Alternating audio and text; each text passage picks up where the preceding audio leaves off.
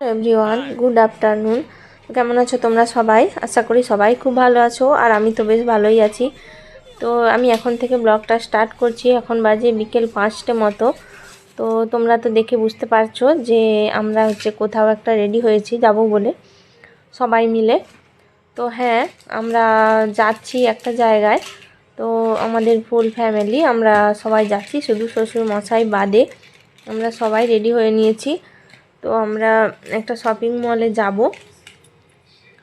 তো দেখো, ননদ বলল যে আমার কিছু কেনাকাটা রয়েছে, তো সেই জন্যই যাবে বলল। তো তার জন্যই বিশেষ করে যাওয়া, নাহলে হয়তো আমাদের যাওয়ার কোনো প্রোগ্রাম ছিল না, যাওয়া হতো না। তো দেখো, তো অনেক দিন পরে ওরা এসছে, ভাগ্নি অনেক দিন পরেই এসছে আমাদের বাড়িতে, সেই জন্যই যাওয়া ওদের জন্যই বিশেষ করে। তারপর কালকে তো ওদের বার্থডে রয়েছে, সেই জন্য আর একটু কিছু কেনাকাটাও করতে হবে। সেই জন্যই দেখো আমরা সবাই মিলে রেডি হয়ে বেরিয়ে পড়েছি এখন। তো চলো ফ্রেন্ডস, তোমরা দেখতে থাকো ব্লগটা প্রথম থেকে শেষ পর্যন্ত, স্কিপ না করে।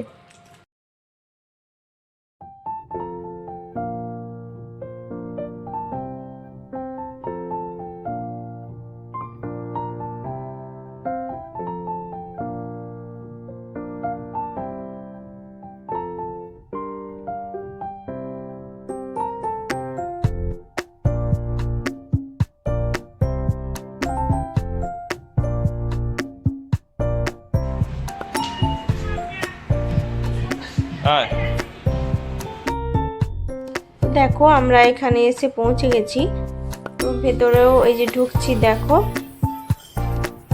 তারপর দেখা যাক যে কে কি কেনাকাটা করে। তো এখন আমরা ঘুরে ঘুরে দেখছি যে কি কি জিনিস রয়েছে এখানে।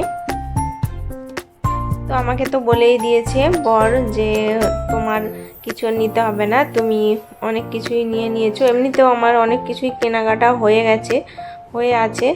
তো সেই জন্য ভাবলাম যে আমি আর কিছু নেব না, মানে কিছুদিন আগেই অনেক কিছু জিনিস নিয়ে ফেলেছি, সেই জন্যই আর কিছু নিইনি সেরকম।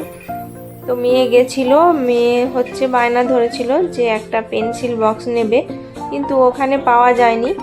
সেই জন্য ভাবলাম ওটা অনলাইনেই অর্ডার করে দেব। আর সবাই টুকিটাকি কিছু জিনিসপত্র নিয়েছিল। তো এই আর কি, এইভাবেই আমাদের মানে কেনাকাটা শেষ হলো। দেখো আমরা ওইখান থেকে বেরিয়ে আসছি এখন। তো এরপর আমরা যাব মানে কেকের দোকানে, মিও মোড়ে কেকের দোকানে যাব, কেননা কালকে যেহেতু বার্থডে রয়েছে সেই জন্য ওদের জন্য মানে কেক নিতে হবে।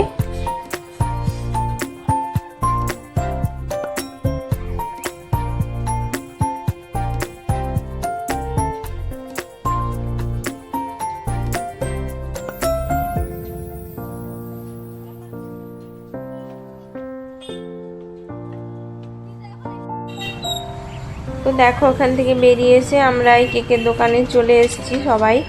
তো এখানে কেক পছন্দ করা হচ্ছে। তো 3 জনের 3টে কেক নেওয়া হয়েছিল। তারপর দেখো এখানে কিছু খাওয়া দাওয়া করে, মানে আর অন্য কোথাও খাওয়া দাওয়া করতে যাইনি, আমরা এখান থেকেই কিছু খেয়ে নিয়েছিলাম। ওই মানে স্যান্ডউইচ, প্যাটিস, যে যা খেতে চায় সেই সব খাওয়া দাওয়া করে বাড়িতে চলে এসেছিলাম। আর এসেই এই যে দেখো মেয়ে আর ভাগনা দেখো মানে কীরকম আনন্দ করছে, আনন্দ ফুর্তি করছে ওরা, বেশ মানে মজাতেই রয়েছে দেখো। আর শ্বশুরমশাই রান্না করে রেখেছিল ডাল আলু সেদ্ধ, তো আমরা চলে গেছিলাম সেজন্যই রান্না করে রেখেছিল, আমাদেরকে এসে আর রান্না করতে হয়নি। এখন আমরা খাওয়া দাওয়া করেও নিয়েছি, এসে খাওয়া দাওয়া করে নিয়েছিলাম। তো তারপর শোয়ার পালা। তো দেখো ফাইনালি আমরা অনেক দিন পর আমাদের এই রুমে, মানে ছাদের আমাদের যে মেন রুম রয়েছে সেখানে আমরা এসেছি ঘুমাতে। তো অনেক দিন হলো এই রুমটাতে আমরা ঘুমানো হয় না আমাদের, কেননা মেয়ে আর আমি তো নিচেই থাকি, তোমরা দেখতে পাও সব সময়। আর তোমাদের দাদা ভাই আসলেও নিচেতেই মানে ঘুমিয়ে পড়ি, নিচেতেই থাকি সব সময়, কেননা যেহেতু আমাদের মানে লোক সংখ্যা খুবই কম। শ্বশুর মশাই শাশুড়ি মা মানে একাই থাকেন নিচে, সেই জন্য আমরাও আর উপরে খুব একটা আসি না। তো আগে থাকতাম, আগে ঘুমাতাম এখানে, তো এখন আর আসি না, নিচেই ঘুমিয়ে পড়ি।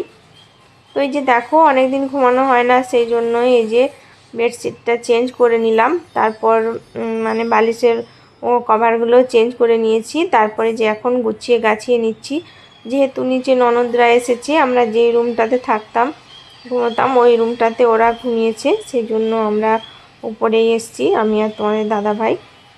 আর মেয়ে হচ্ছে নিচে ঘুমিয়েছে ওর পিসিমণির কাছে।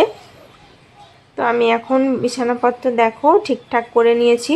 তারপরে একটু রুম ফ্রেশনারও দিয়ে দিলাম, কারণ এখানে যেহেতু থাকা হয় না, সেহেতু মনে হলো যে একটু রুম ফ্রেশনার দিয়ে দিই, রুমটাকে একটু সাজিয়ে গুছিয়ে নিই। তো তারপর দেখো আমি একটু চুলটা আঁচড়ে নিচ্ছি এখন।